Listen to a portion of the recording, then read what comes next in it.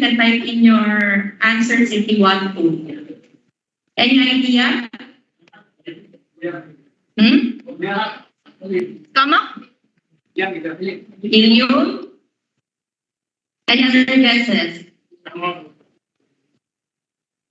Why is it stomach? What's the clue? Excuse me? The lumen? Okay. Let's look in, okay? Again, I mentioned last Saturday now when you are looking at a slide or microscopic slide, you have to look at the line epithelium. Okay, so let's look in the line epithelium. What do you see?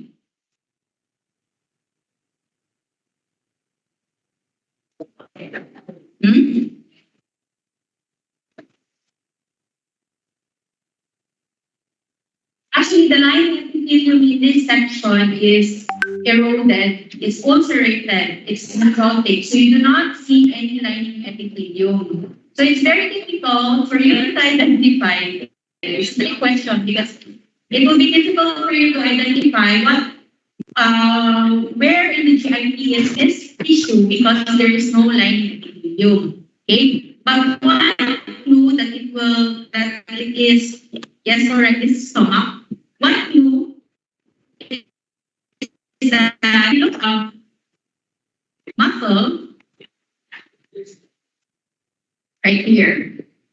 You look at the muscle right here, the muscular layer, and the muscular layer, it is very thick. Okay, so you only see this thickened muscular layer in the stomach. Okay, so let's go back to the line epithelium. So we see the ulcerated portion of the mucosa and glands.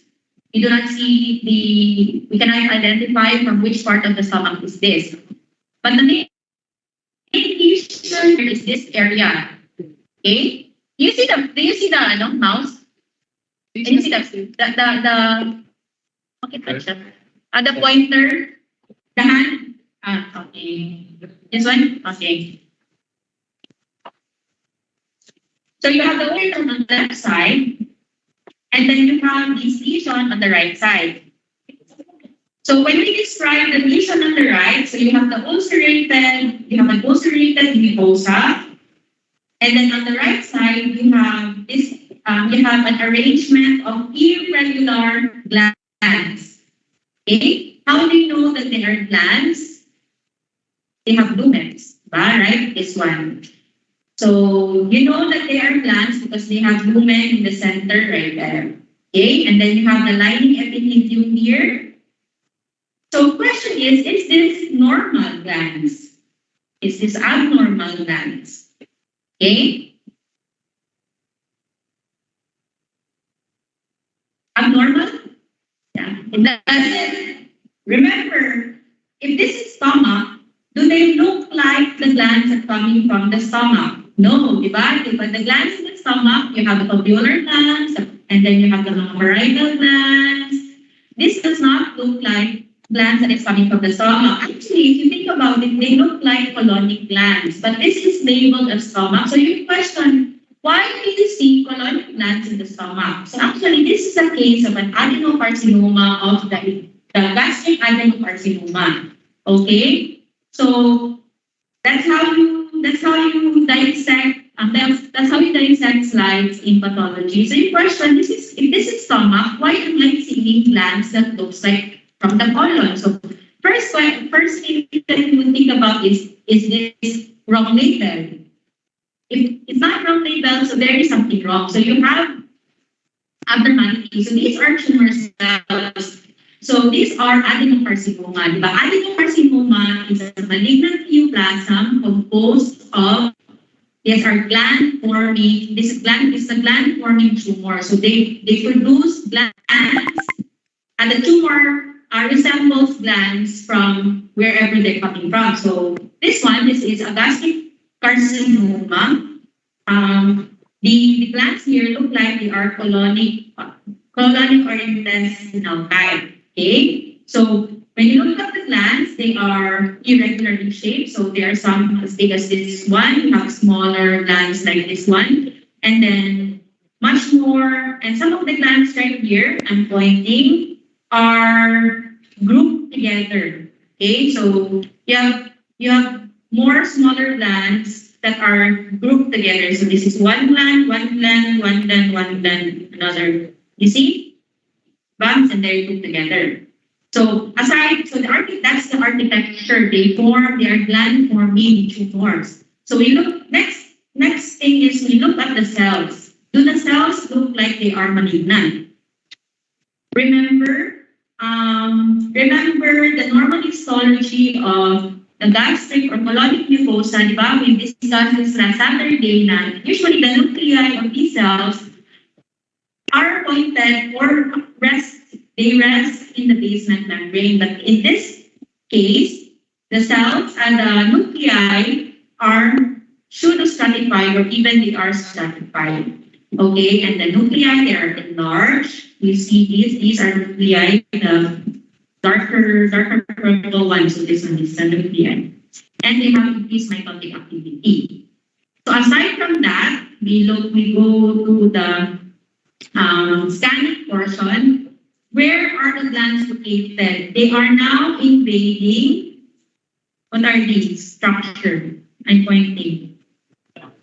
Muscular layer. Okay. So, di ba, the one of the main criteria for you to say that it's malignant, it must go beyond its normal confinement. So it has gone beyond the mucosal layer and invaded the muscular layer. So you're very sure that this is malignant. So this is an example of a malignant adenocarcinoma of the stomach. Okay? Okay. Next slide.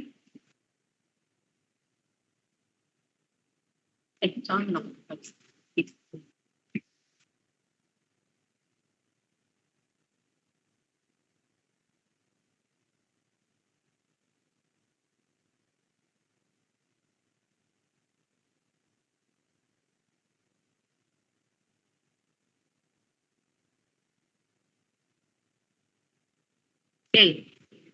Again, this is another. See. Okay. What organ is this? Or what part of the GI this is the mucosa. This is the muscular layer here. Okay. Let's zoom in. This one. This is you have a normal mucosa. What organ? Stomach. Okay, very good. So you have the I'm not sure. This is foveolar foveolar glands of the stomach and the parietal glands. Okay, so you know that this is stomach, and then you look at the glands. In between the glands, what are these? If you're not sure, you can say inflammatory cells. Okay, if you're not sure, is it neutrophil, is it lymphocyte? You say inflammatory cells. So those are infiltrates of inflammatory cells. Okay, so you have the mucosa, you have the glands. This is the mucosa, and as you can see, in between the glands, you have heavy infiltrates of inflammatory cells. The inflammatory cells actually are predominantly, what do you think? Sige, we're zoomed in. Chronic or acute? Chronic. Okay, so chronic because they are mostly mononuclear cells, so they are mostly lymphocytes. Okay, so this is a gland right here. These are infiltrates of inflammatory cells. Okay, so from this picture, you can say that the patient has chronic gastritis. Remember, you have infiltration of inflammatory cells of the mucosa. So the patient has gastritis. Okay, so we stand this side. We look at this area. Okay, so what happened here?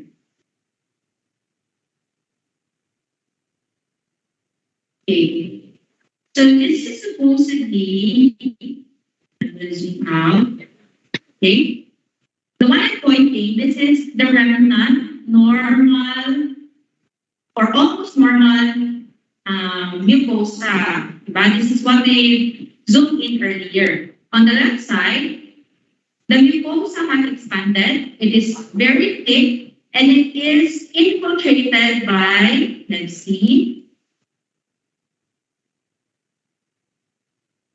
they're also infiltrated by inflammatory cells. Okay? But the question is this a normal, is this just an infiltration of, is this just an inflammation or is this something more? Okay? Yes? So that's you think of that. So you have lots of inflammatory cells. Is this normal gastritis or is this something more? So what is your primary differential diagnosis for this? Yes, I've mentioned that there's a clue now. You have what type of tumor in your GIP? Huh?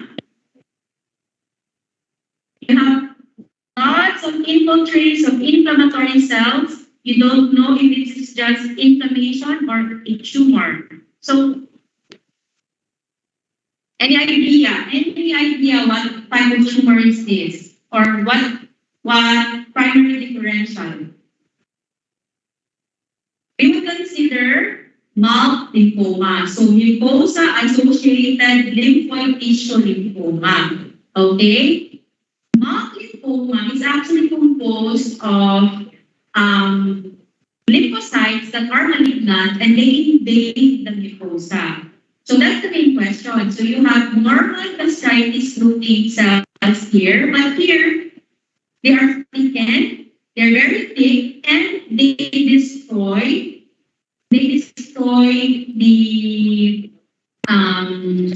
gastric glands. So that's one clue that you should think I should consider when you're considering mouth lymphoma. You look at the glands. If there is destruction, that's the clue in mouth. There is destruction of gastric glands in the mucosa, so you would consider mouth lymphoma. But of course, in this case, we have to do immunohistochemistry for this. So we have to confirm if the cells are really malignant or they are just part of a very heavy infiltrate of chronic inflammatory cells, or is it just part of gastritis? But in this case, this is mild lymphoma with chronic gastritis. Okay? What structure is this? What is this? Are you is this a lymph node? Excuse me, are you listening in the back?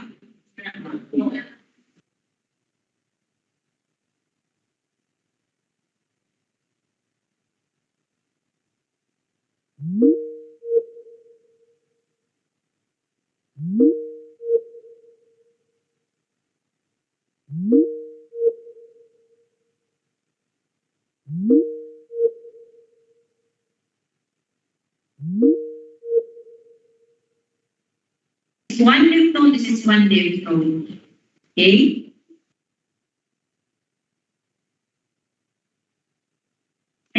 Sorry.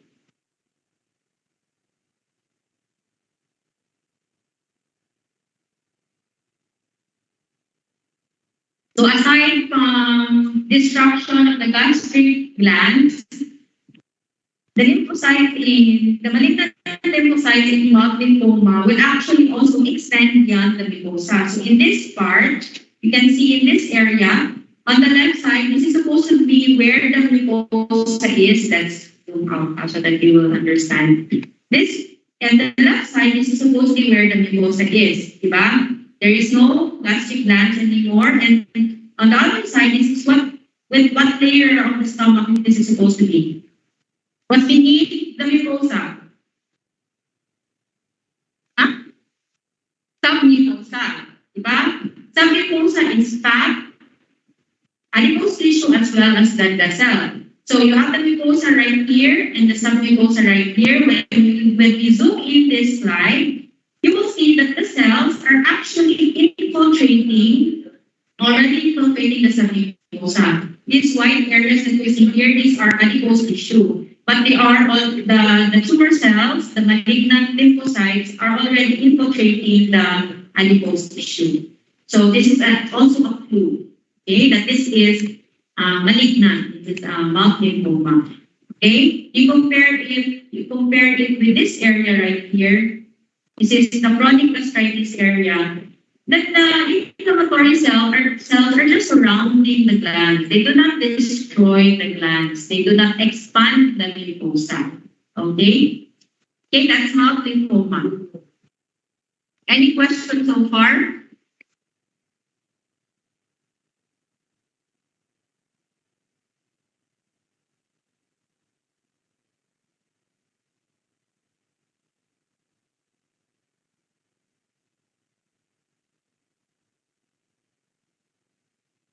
Okay, we go now to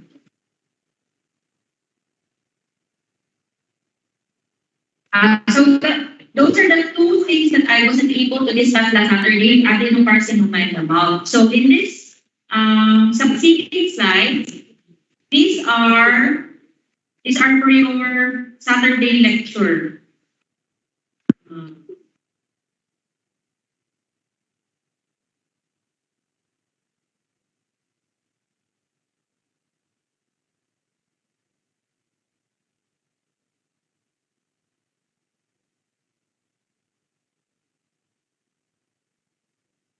Okay.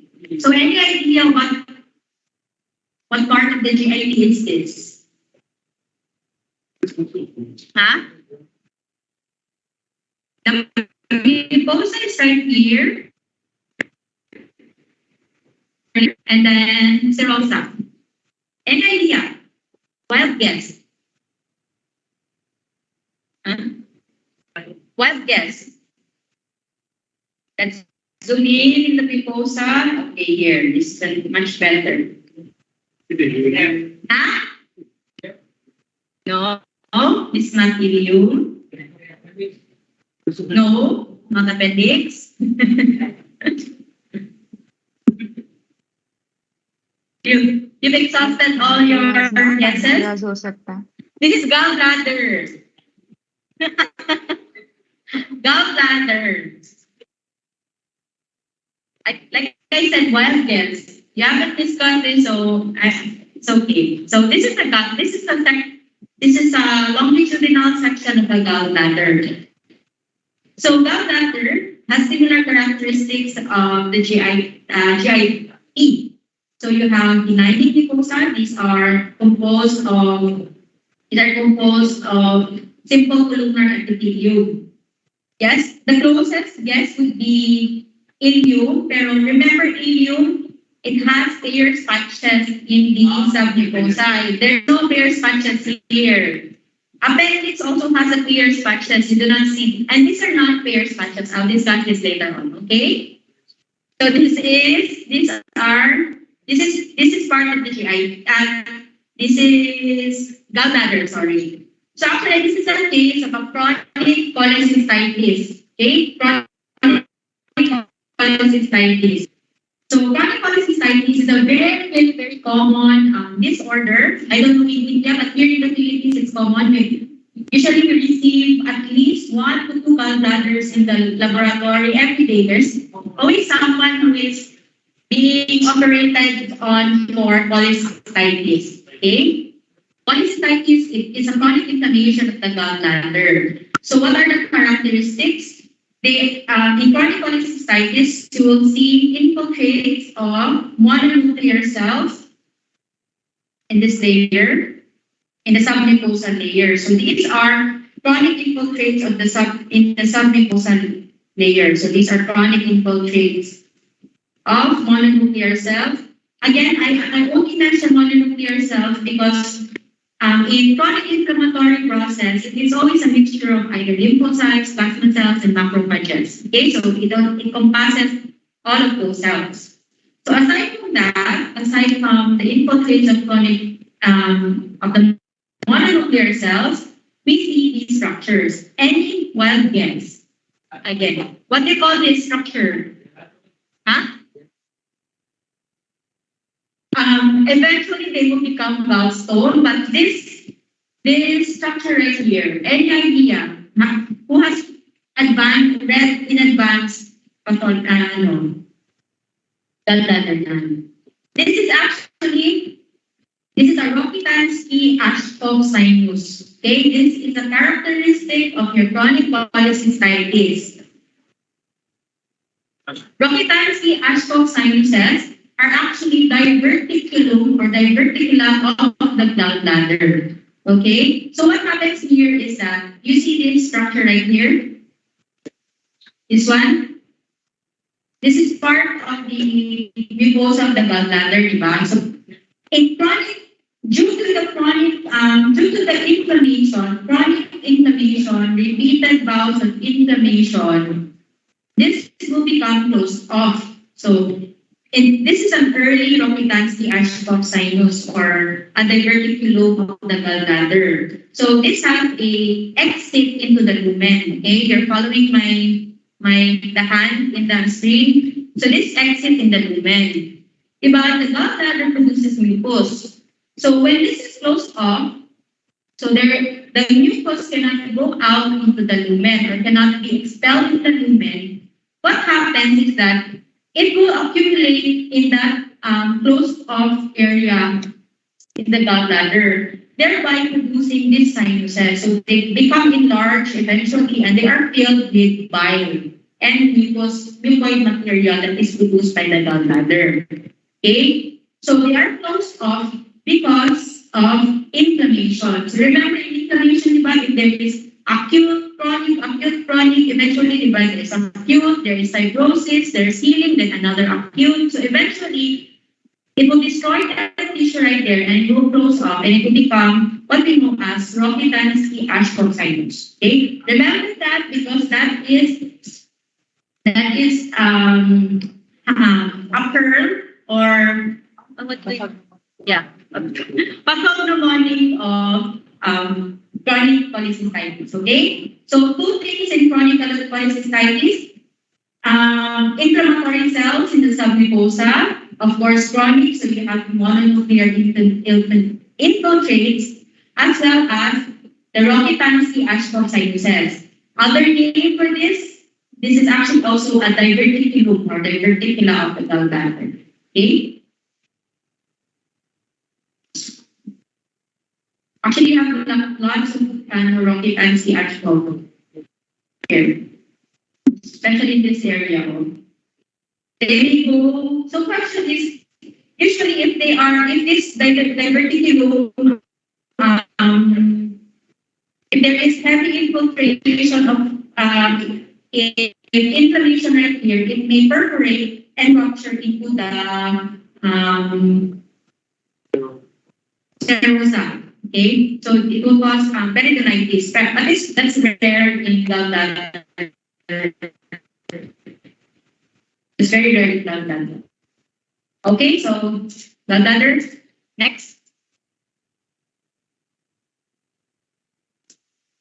And any questions so far? So the next slide that I will be showing you will be more on the liver. Sorry. I will just show you the morphologic features of mga the liver disorders.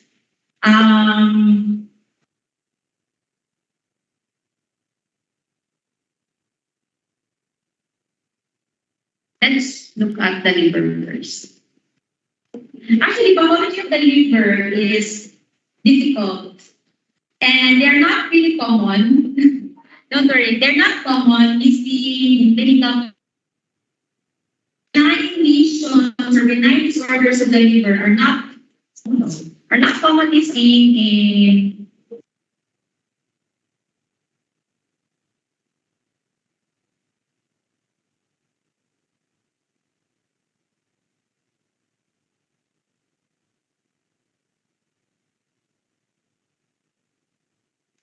Not commonly seen in clinical practice because liver biopsy is not commonly done.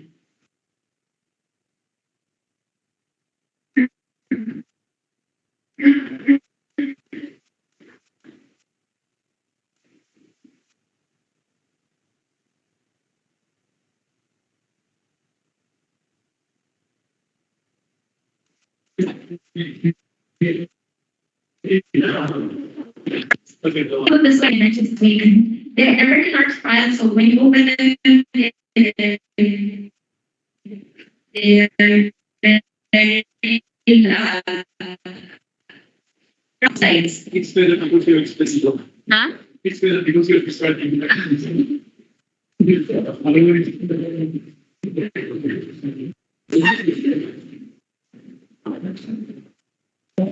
I'm discussing with this, so maybe some of you might go in pathology. No, no. I don't like patients that much. That's why. But I really like pathology even before when I was undergrad, before I went to medicine. I don't like pharma. I like pharma, so you're off. You're gonna be a good clinician. Okay? Okay, let's discuss. Okay. Okay, what organ? What organ? Liver.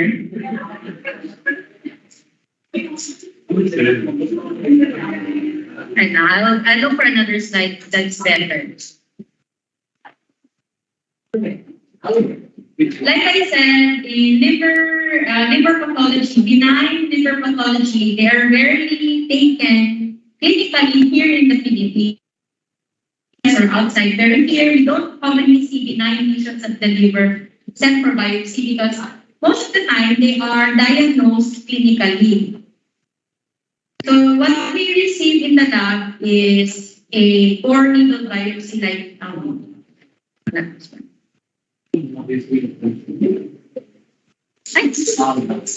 That's why they're elongated. Oh yeah. this tissue right here, opening this one. This tissue right here, this is an example of a core needle biopsy. So it's very small, very thin. They're around 5 to 10 meters long and are about 1 to 2 meters cm long and mga 2 cm thick lang. So they're very, very small. The problem with liver biopsy is that liver bleeds quite easily. So that's why they rarely do biopsy for livers, and then usually liver disorders are diagnosed clinically in the lab. So you will just have to look at the liver enzymes. Like for hepatitis, you're going to look at the hepatitis panel if you're considering hepatitis panel. So when they're diagnosed in the lab, there's no need for liver biopsy. So the clinicians will just automatically treat them. So what they do is that they do liver biopsy in cases where there is it's unclear in the laboratory. Okay, so most of benign liver disorders they are diagnosed in the laboratory. So I think you will discuss liver disorders in Clin 5, I think a few months from now. Okay? So I will exit this right. I'll reopen it again.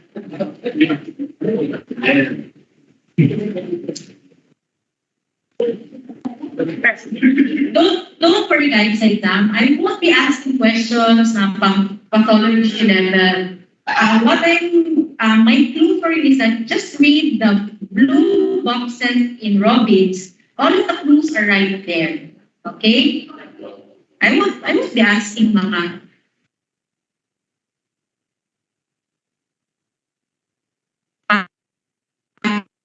So, but before we discuss liver disorder and pathology of the liver,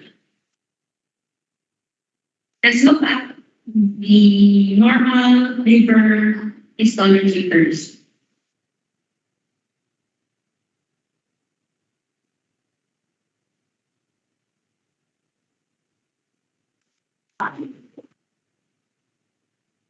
Wala siyang problem ano. Ito siya kuan. Siya 100% reliable. Kung crash din siya. Ako, mga mga 1 gig man gud ang file per slide.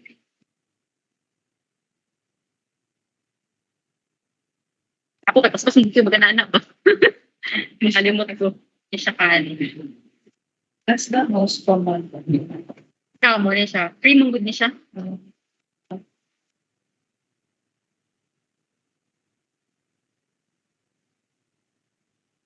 Time out, guys.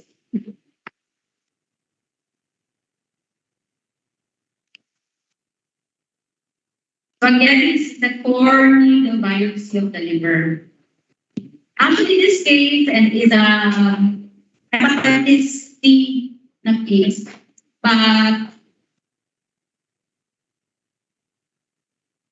this is a normal liver. Okay, so before I will discuss or point out the disorders associated with liver lesions, let's review the normal histology of the liver. Okay, but the liver is composed of the hepatocytes.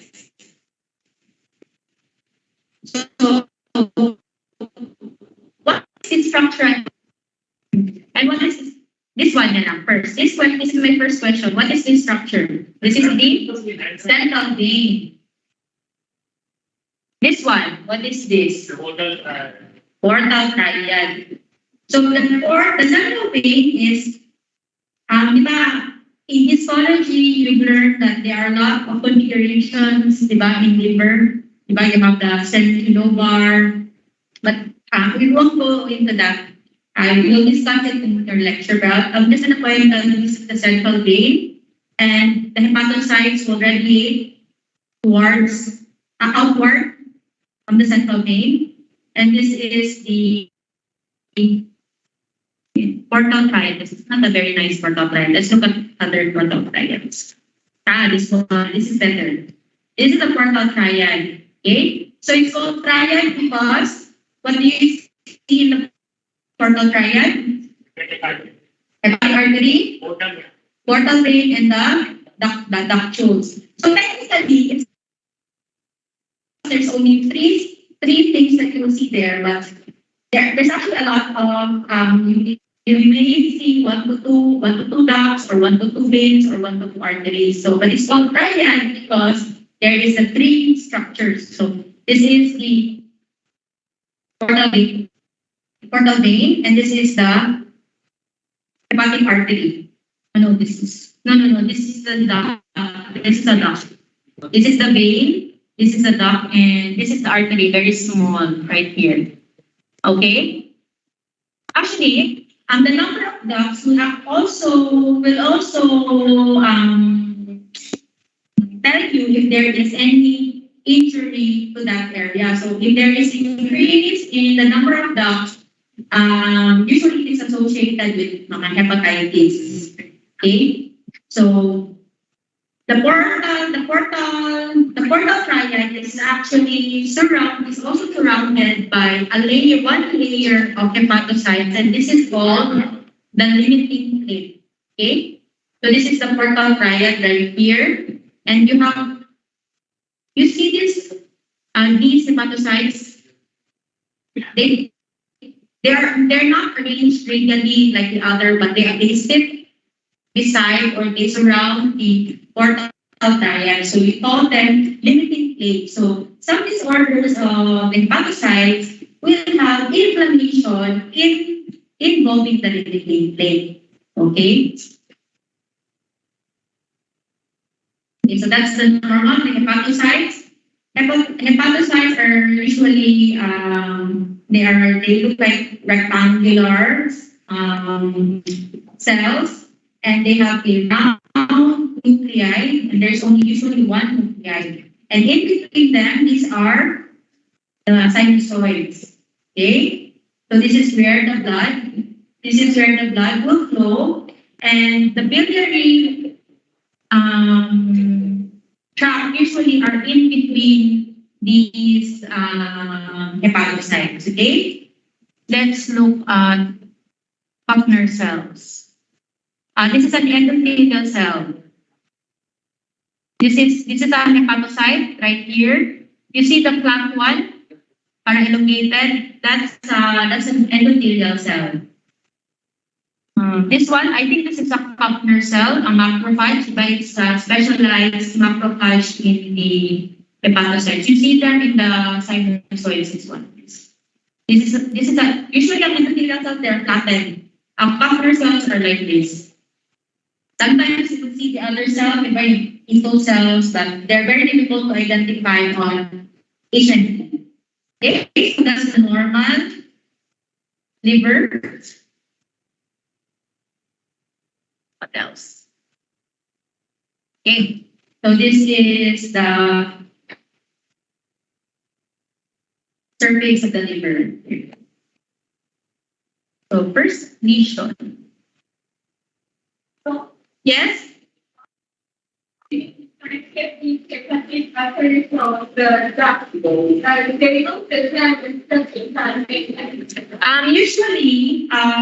hepatic, I'll open it again. Ducts are usually, they appear more rounder. They appear more rounder, and sometimes it may be difficult, but a clue that you can see and you can keep in mind is that arteries will contain RBCs. Okay, because most of them they are thick. Let's look for an good example.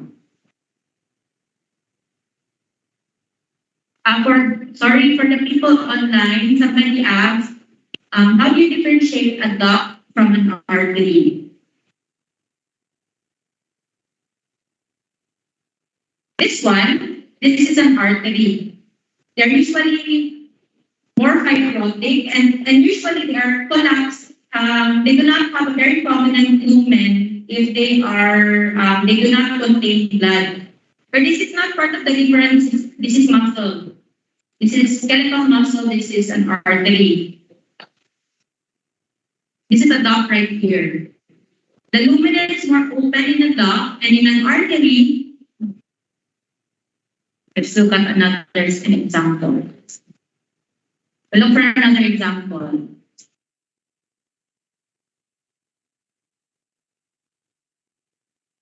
Sometimes my only clue would be the red blood cell. If I see a red blood cell inside, the wall is thick, it's an artery.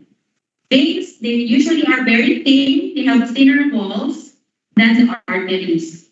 And ducts, of course, they do not have RBC. What's this? Central vein, the central vein. Okay, let's look for a portal triad that is nice.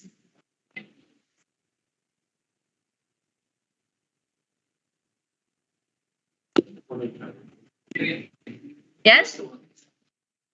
Any other questions? Yes?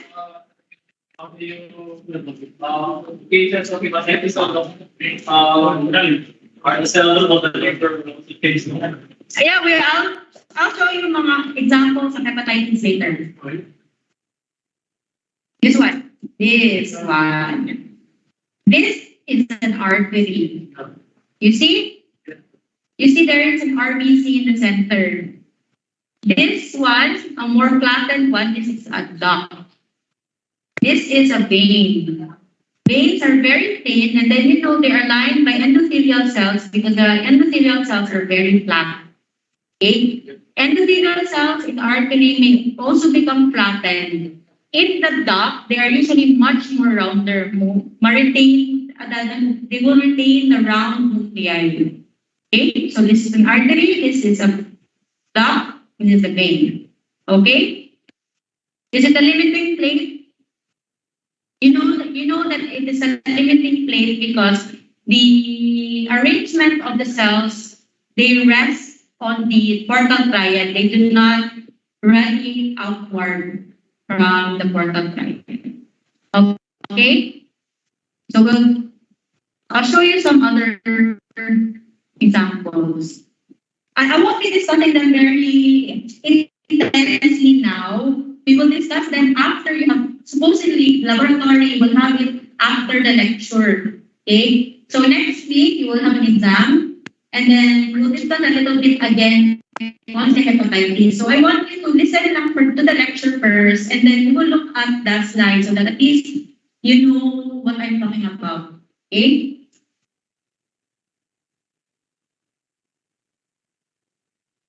Pero on Monday, I think I will have to confirm with Dr. Mojado if he will use the GenSpot lab as activity for your clinical. Okay? I think you will do venipuncture. No, not today, next week. We'll just announce it na lang. Ha?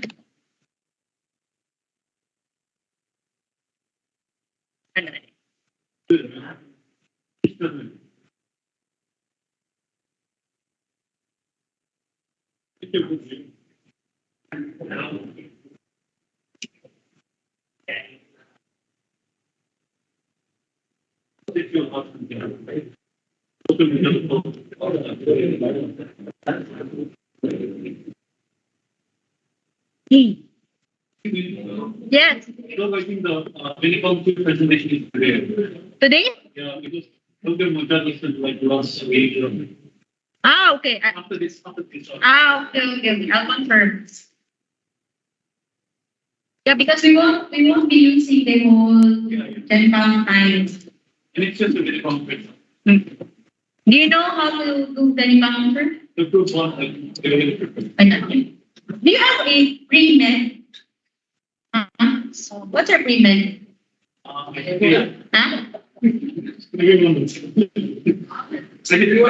in the Philippines, like for example, some are nurses, some are medtech. What about in your country? Do you have a pre-medicine now? We also from here. Huh? We also from here. You took. So what are you graduate of? Some of us are PS5, some are psychiatric, some are mental. Okay. Okay. Yes. Okay. Let's continue. This is another four. Wait, I'll check the one first.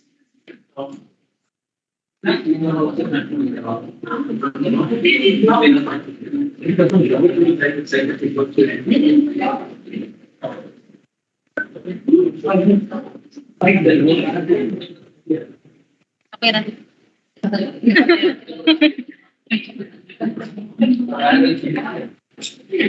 Dili na kayo siya. Ganun pa lang. Ay, ako palis doon sa akin ako. So, ano kayo? Sa turn mo to? Sa turn mo na. Okay, let's continue. This is another section. This is core needle biopsy. So if you see elongated tissue like this, it's a core needle.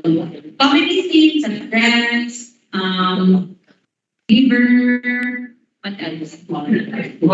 Kidney. Okay. So let's look at the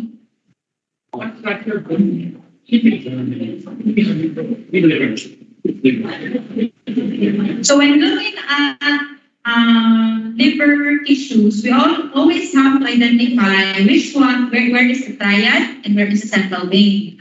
Because the characteristic patterns of inflammation will actually point, the different lesions will have different characteristic patterns of infiltration of inflammatory cells in the liver. Okay? So, on first look, what can you see? So many inflammatory cells, right? So, you have lots of inflammatory cells. So, in this site, right here, this is actually a portal. This is a portal triad. Okay? And you notice that the portal triad is expanded. That's a term that we use. It expanded because it looks bigger than the normal. Diba? When we look at it closely, this is a vein right here. This is another vein. This is most likely a duct. This is an artery right here. This is a duct. This one is the artery. This is a duct. This is also a duct right here. Okay? And then in between that, you have inflammatory cells. Okay? Before we proceed, I mentioned before na what type of cell you see in the, what type of inflammatory cells you see present, it will dictate whether it is acute or chronic. That is exact in the liver lesions, okay? In liver lesions, it does not mean that if you see chronic inflammatory cells, it is chronic hepatitis. If you see acute inflammatory, like neutrophils, it is already acute hepatitis. This is actually an example of acute hepatitis. Even if you see mga mononuclear infiltrates, there is actually a criteria there how to differentiate chronic hepatitis from acute hepatitis. There are different patterns, but I won't. You'll discuss it on Saturday na lang, okay? So that I'm just going to point out the different what does it look like. So this is an acute hepatitis. There is infiltration of inflammatory cells, mostly mononuclear cells. Okay. So what else do you see? There's lots, for a layman term, there's lots of holes. You notice? They're white. This is actually adipose tissue. This is steatosis or fatty liver. Okay. Remember, in fatty liver, there are two types. There's not always alcoholic. So you have non-alcoholic fatty liver disease and you have alcoholic fatty liver disease. So it depends. So don't be judgmental. Don't judge.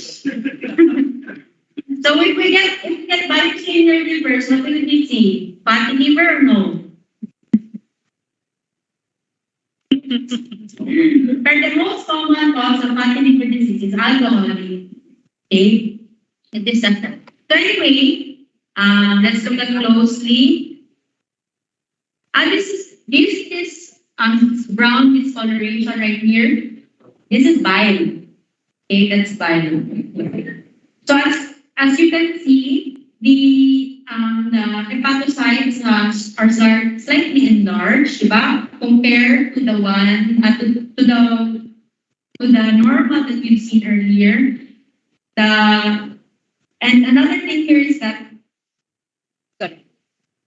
the hepatocytes do not form the very nice radial arrangement. So they're not. Kasi na naglinya. They do not form a very nice line. You see this right here? Let's go back. Let's go back to the normal. I want you to see. This is what we call hepatocytic disarray. So there's some sort of jumbling up of the hepatocytes. So they do not form the very nice radiation of the hepatocytes. So the hepatocytes they also have pleomorphism. They do not appear at the same size, all of them. So you have the one large here and then another small here. And then look at the nuclei. They are also enlarged and they have prominent. What is the red one? What's the parang eyeball of the nuclei? Nucleoli. That's nucleoli. The reddish here, right here, that's nucleoli. Okay. So if there is a appearance of nucleoli, so it means there is something wrong. So there must be a regenerative process inflammation, or if you can see them in malignancy. But in this case, I do not see any malignant neoplasm right here. I just see um, moderate amounts of inflammatory cells. So you have inflammatory cells and hepatocytic disarray. Okay, so there is disarray. There is a disarray of the hepatocytes as well as adipose tissue formation. So you have steatohepatitis. This is an example of a steatohepatitis. So again, this is another portal triad. This is a uh, also a the. This is also a the.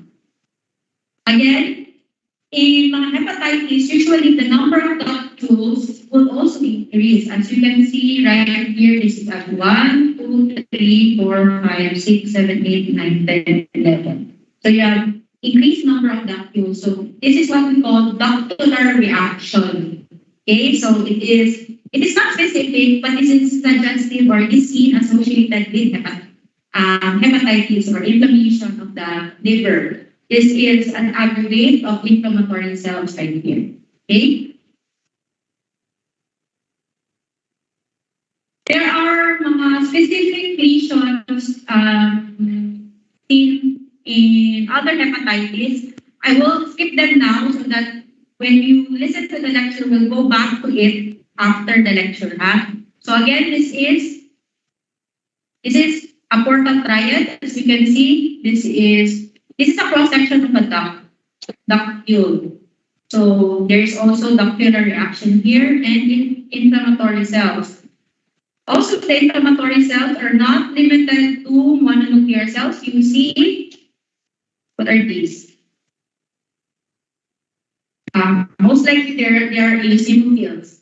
Okay, those are eosinophils. So this is an acute hepatitis.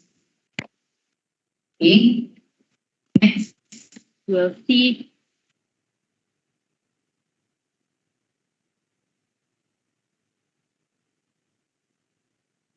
Maraming online. Mga na ba na ako?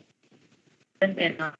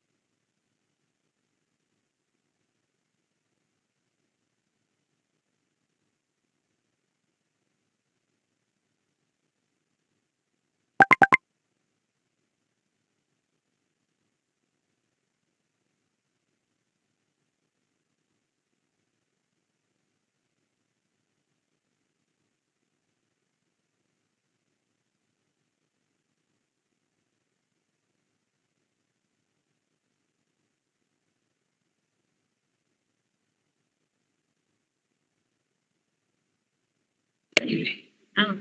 Sorry from people online. So what happens in hepatitis is that initially, at the first early stages of hepatitis, you just have inflammatory infiltrate. So you have mononuclear cells, similar to the one that I showed earlier. There's also some form of hepatitis that will create or will induce necrosis. So this is an example of an acute hepatitis with necrosis. Okay? So how do you differentiate acute hepatitis from hepatitis with necrosis? So usually in cases where there is now necrosis, you will see polymorph nuclear cells, so you will see neutrophils most of the time. And there is now, when you hear the word death of the hepatocyte, so the normal architecture of the hepatocytes, you will no longer see the normal architecture of the hepatocytes. Okay? So actually, in this case, this is an example of a bridging necrosis. Okay? This is a characteristic of what hepatitis. Okay. Keep that in mind.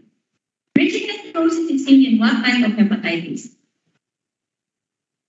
No, specific type. Kasi in hepatitis, when you hear the term hepatitis, it's just inflammatory by inflammation of the liver. But there are lots of lesions, there are lots of causes for hepatitis. It could be viral hepatitis, fatty liver hepatitis or steatohepatitis, autoimmune hepatitis, drug-induced hepatitis. There's lots of causes of hepatitis, and again, it's very difficult to differentiate them in the slide. So I won't ask that. Don't worry, but I'm just saying that there are a lot of causes of hepatitis. So the ones that I'm discussing now is the general morphologic appearance of hepatitis. Okay? So this is what we call as acute hepatitis with bridging necrosis. So what does bridging necrosis mean? So bridging meaning the necrosis bridges from the central vein to the portal triad.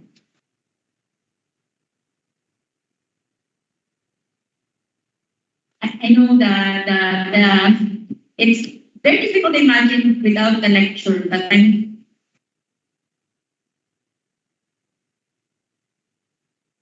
Portal triad.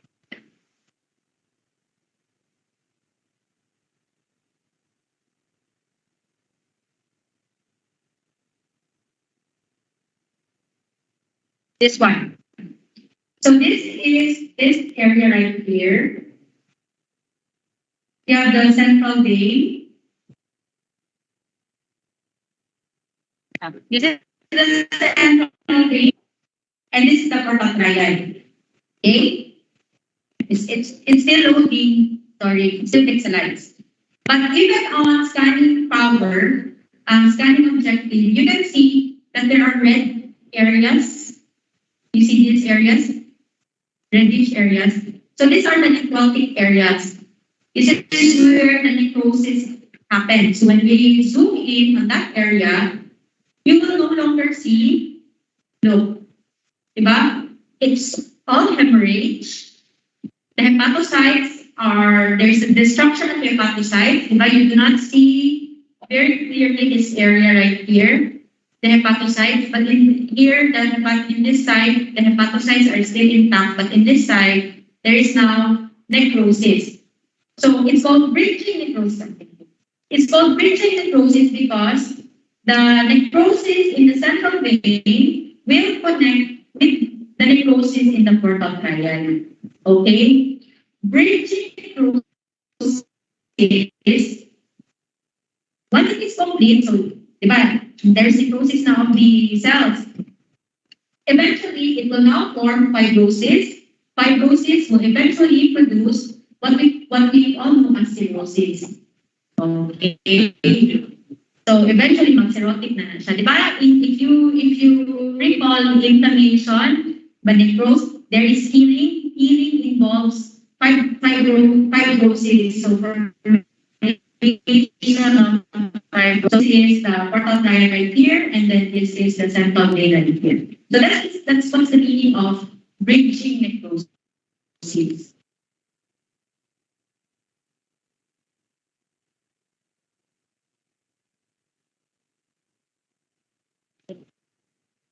Next, I will show you cirrhosis. Actually, the last two slides na lang. Tama.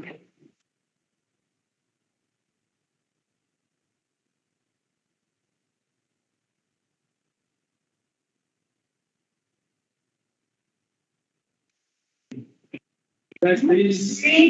Wake up. Reaching.